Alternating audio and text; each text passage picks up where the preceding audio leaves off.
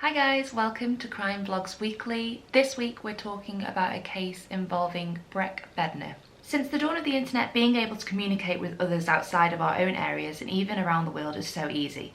But one thing that I was told growing up was to never trust those you meet online.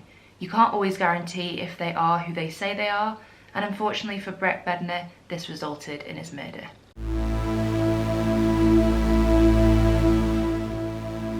So Breck Bednar's death is definitely one that could have been avoided. I feel it's a reminder that we definitely need to have more conversations and education, especially for children when they're using the internet. I think with the internet's birth, we definitely misjudged just how dangerous it could be. And I think it's important that we teach everyone to take more care when they're on the internet and who they're talking to.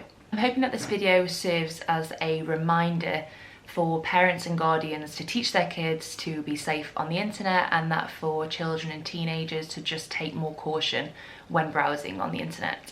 So Breck Bednar was born on the 17th of March in 1999 to parents Lauren Lefebvre and Barry Bednar. So Lauren and Barry were originally in the USA, but they moved over in 1996 for Barry's job in the oil trading industry. As a result of Barry's job, the family lived a fairly wealthy, nice life.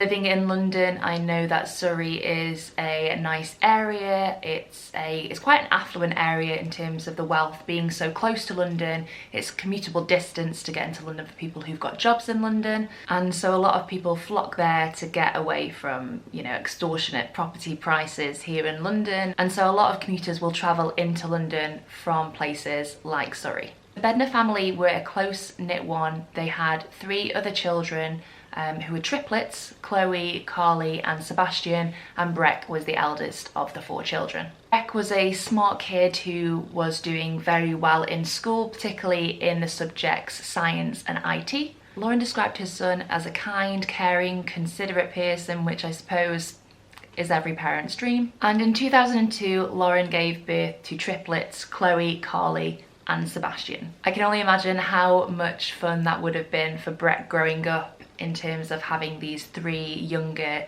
siblings. I know personally, having 2 younger brothers, one with a considerable age gap, I really enjoyed sort of helping my mum out, and I'm sure Breck definitely loved doing that with his siblings. As he was a couple of years older than the triplets, as they grow up, he would teach them things and they would have lots of fun together, just as any other siblings would as they're growing up. Personally, I would have loved an older brother or sister, but I had to pop out first. Family life would dramatically change in 2008 when unfortunately Lauren and Barry divorced. So parents breaking up can affect everyone in the family, but Barry remained a constant father figure in all of the children's lives. Even though he moved out of the house, he would still be there. Despite the breakup, it seemed like everything was fine.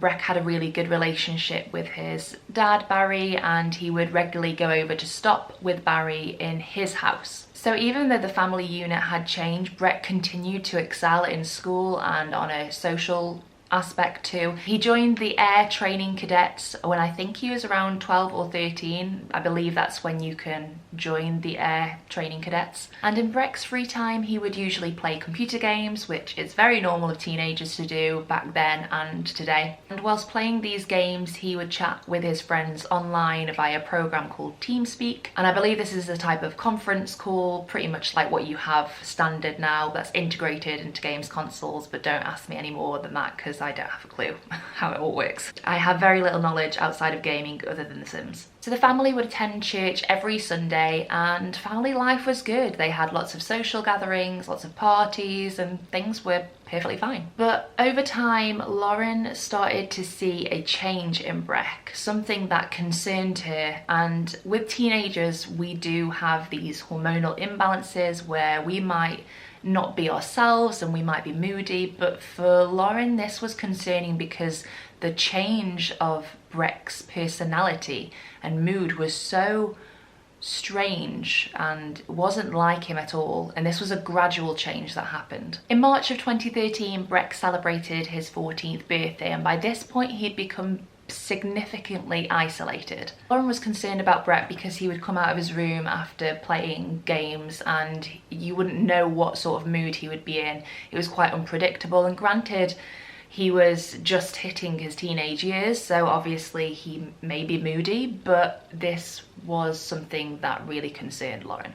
And I'm sure a lot of us know that as much as gaming on these consoles can be entertaining, it's a fine balance of spending the right amount of time, because there can be a lot of aggression and frustration that come from playing on these games. Breck was also someone who would chat with his friends for hours on these games, and so it confused Lauren as to why he was being so standoffish, being so moody, being so argumentative all of a sudden. Now this situation worsened and it started to affect other areas of his life as well. He would miss going to the air training cadets, which obviously he loved, and he would also miss going to the church with his family on Sunday. As a parent, Lauren was obviously concerned but also inquisitive as to what had changed Breck's mood. Was this due to just the gaming, or was it someone in particular? Had something changed at school?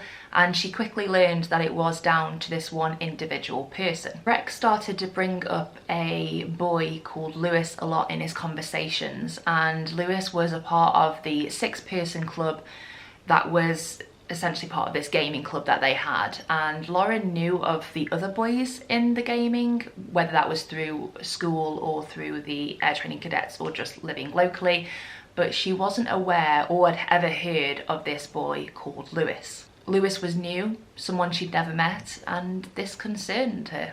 And it seemed as this was all unfolding that Lewis was causing a lot of the upset between Breck and his mum. So as a result of this, Lauren was trying her hardest to remove any form of contact, telling him that he can't go on his console. And there's obviously so much you can do as a parent, but you can't monitor their every movement. So this, I think, did very little in terms of restricting Breck's contact with Lewis. And things had started to escalate. Breck had become a lot more distant from his family and friends. His friends didn't really want much to do with Lewis because apparently with Lewis, he controlled a lot of the, I think it was the program TeamSpeak where they chat. He controlled that, so he could effectively kick people off the group, and I think his friends, Breck's friends, were getting frustrated with the fact that Lewis was doing this, and therefore they expressed their concerns, but Breck didn't care. And Breck was telling his friends and family all about how Lewis was going to get him a job at Microsoft at the age of 16, and therefore Breck could drop out of school and not have to do his GCSEs. Lauren, obviously with her finger on the mark, feared that this Lewis was a paedophile and that he was intending on trying to use Breck for some reason, whether that be a sexual intent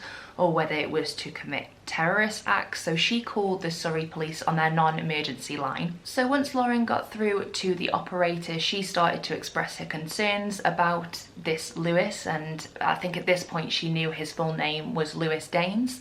She gave all the information she could, and upon hearing all this, the operator told Lauren that there would be some police checks made into this Lewis Daines, and that if it was warranted, investigations would start. After 1 hour of that call taking place, this inquiry was closed. So unbeknown to Lauren, to his dad, the rest of the family, Breck would plan to meet Lewis Daines. Now the reason for this meetup was that Lewis had promised Breck that he was going to hand over his multi-million company, a tech company that he wanted to give to Breck to take leadership of, and because of that, Breck needed to go and see Lewis to sort of learn the ropes. And at this point, this friendship was only a year old, so it just goes to show how much trust Breck had in Lewis at that point. You know, Breck genuinely thought Lewis was the real deal and that Lewis was going to hand over this tech company that was worth millions of pounds. Obviously for a 14-year-old,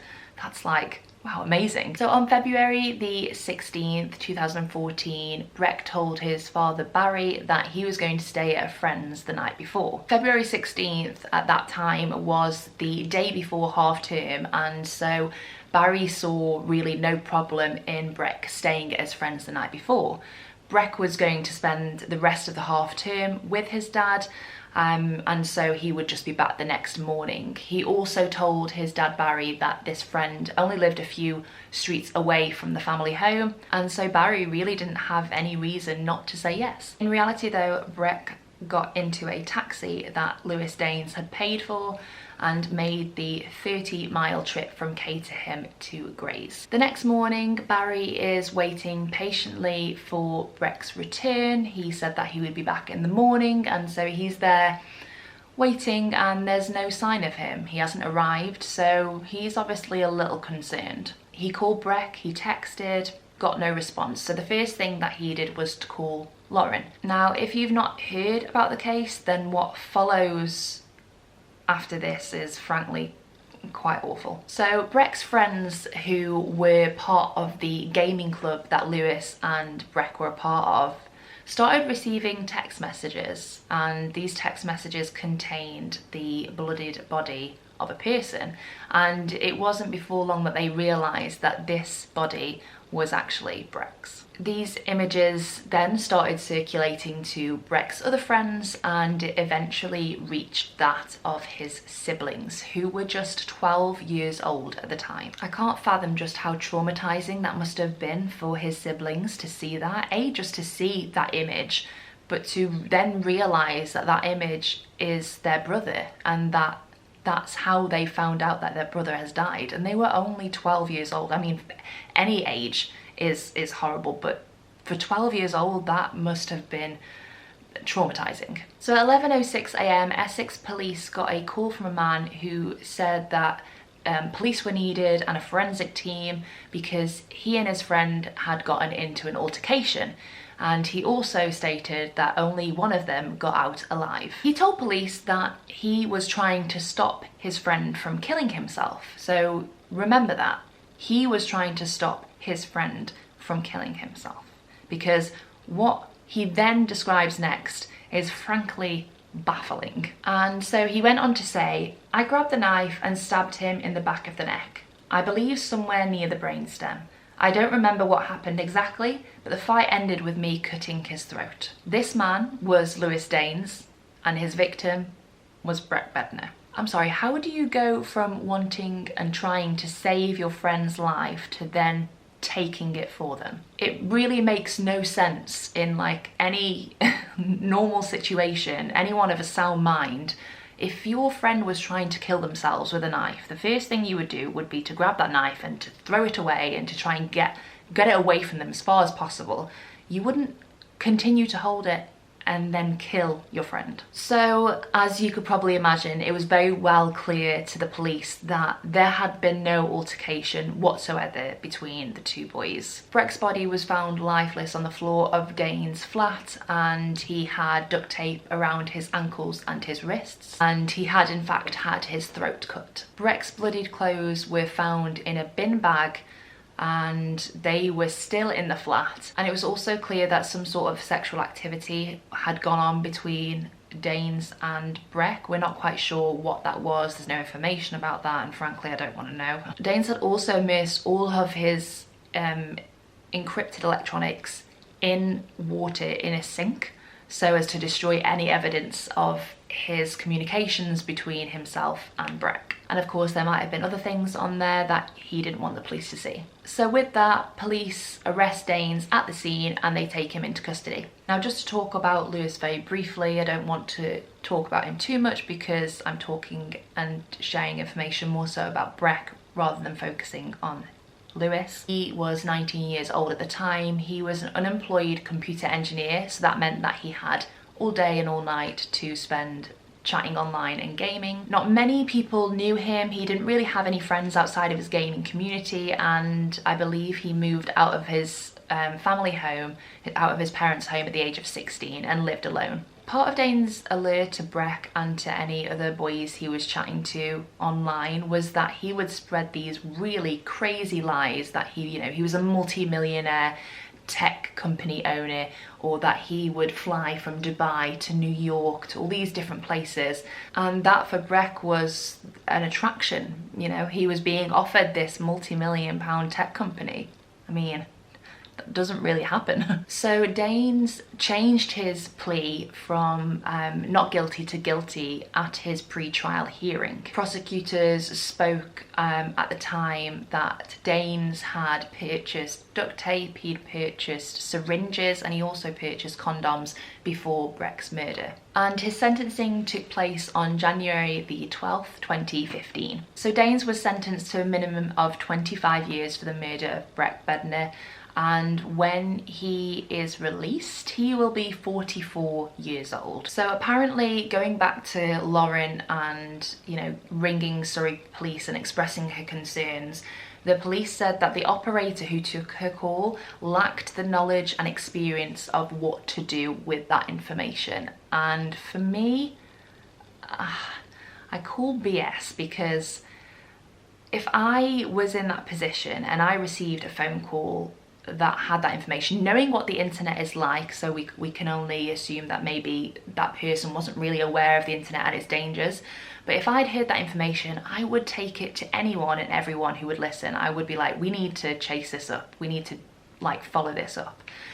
And apparently that wasn't done. It's also a shame that the person who took that call wasn't trained to know what to do in that situation, where they should know what to do in that situation. They should know where to follow it up to and where to go next. Danes also had a previous history, which, if the person who took the call actually followed it up correctly, this information might have come to light, and things might have been dealt with differently. Danes was previously accused of raping a boy under the age of 16 in 2011. In my eyes, this is a life that was taken and that could have been prevented if the authorities had taken it seriously and had been escalated to the right people. In regards to Dane's sentencing, the fact that he would probably get out at the age of 44 is frankly terrifying. I think someone who has either raped or murdered someone, there's no rehabilitation for that. They belong in a prison. They don't belong in society, and I don't think he should be released. For someone who has raped and who has murdered, that, for me, that history, that's not something you can just go, oh, he's fine, he's learnt his lesson, he's safe in society. No, he's not. So Bednar's family established the Bednar Foundation, which helps to raise awareness about the dangers of the internet and to use the internet responsibly. And I think Breck's tragedy has definitely opened the eyes to parents, to the police and the authorities, to just take more care in how we handle these situations, how we educate kids who are growing up, these generations who are growing up with the internet and not quite understanding or knowing what dangers are out there. The internet shouldn't be made out to be this terrifying place, but it definitely has pockets of danger that we need to educate and teach people about. And that is everything that I have about this case. Do let me know in the comments what you think. Let me know if I've missed anything out in terms of the research, and make sure you let me know in the comments below what cases you want me to cover in my next videos. Don't forget to like and subscribe, and make sure you click that bell notification to get personalized notifications every time that I upload a new video, and I will see you guys next week. Bye guys.